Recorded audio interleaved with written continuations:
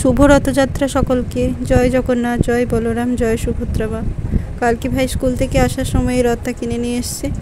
রং একদম ছিল না বললেই চলে, আর ক্যামেরায় তাও একটু উজ্জ্বল লাগছে, কিন্তু একেবারেই সাধারণ ছিল। তাই ভাবলাম যে দুজনে মিলে একটু রং করে নিই। এক কোট করে রং খাইয়ে নেওয়ার পরে নতুন করে কলকার ডিজাইন শুরু করে দিই আমরা। এই যে কলকা আঁকছিলাম, ভাই ক্যামেরা করছিল, কিন্তু ওর হাত এত কাঁপছিল যে ভিডিওটা খুবই কেঁপে কেঁপে গেছে। ভাবছিলাম নতুন কিছু কি করা যায়, কিছুই মাথায় আসছিল না। তাই কলকা করতে করতে হঠাৎ করে ভাবলাম যে জগন্নাথ দেবের প্রিয় এরকম কিছু করা যাক।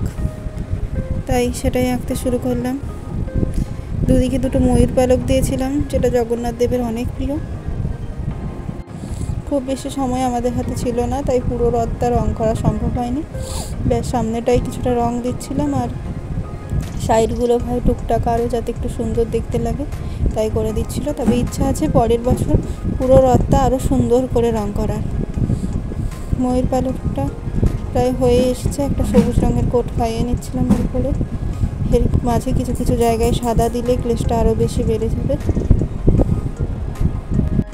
ওইদিকে ভাই বাকি ডিজাইনগুলো করছিল, লালের পাশে সাদা দিচ্ছিল। এখানে একটা ময়ূর করলাম, তারপর লিখে ফেলছিলাম যে শুভ রথযাত্রা। উপরের দিকের কাজ প্রায় কমপ্লিট, এবার নিচের কাজ করার পালা।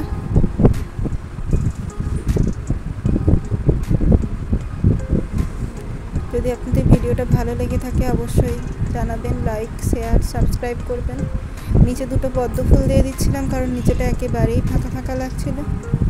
পদ্ম ফুলগুলো দেওয়ার পর ঘোড়ার ডিজাইনটা একটু সুন্দর করে নিচ্ছিলাম, চেষ্টা করছিলাম যাতে আগের থেকে একটু বেটার লাগে। Final look complete. কালকে শুভ রথযাত্রা, কালকে এটাকে ফুল দিয়ে সাজানো হবে। দেখতে চাইলে অবশ্যই সাবস্ক্রাইব করবেন, কমেন্ট করবেন এবং পাশে থাকবেন। আর কেমন লাগছে অবশ্যই জানাবেন। জয় জগন্নাথ।